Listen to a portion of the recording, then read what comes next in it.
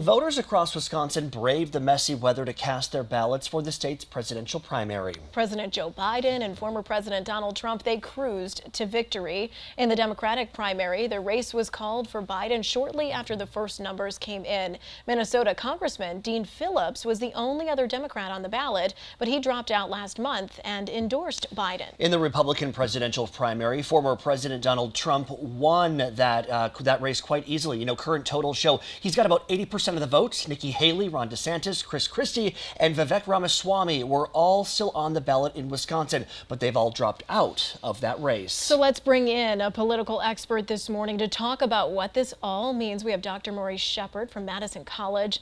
Dr. Shepard, Biden got 89% of the Wisconsin Democratic vote, but 8% of Democrats voted uninstructed. What does this tell you?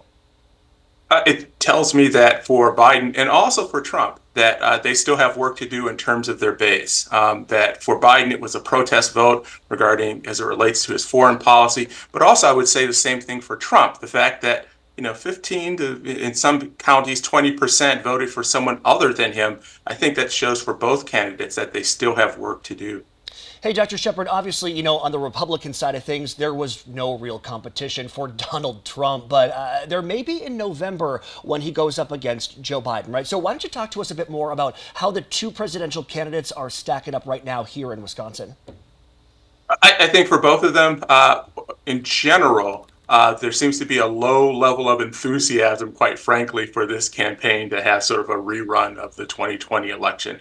But I think for both candidates, for Biden, he has to improve the intensity of his base. He's got to make people feel, particularly in Madison and Milwaukee, get those folks to turn out. For Trump, he's got to, even though he performed well in the Milwaukee suburbs last night, there's still, once again, a soft base there. He needs to get those individuals to sort of come home to the Republican Party and once again, and vote for him.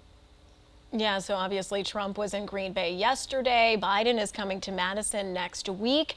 Are we going to be seeing more of these visits in the coming months, do you think?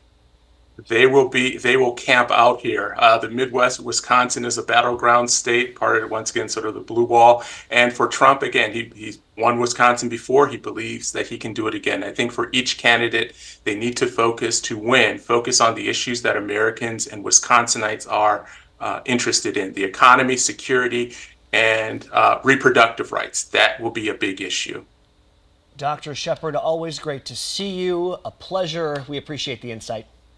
Thank you.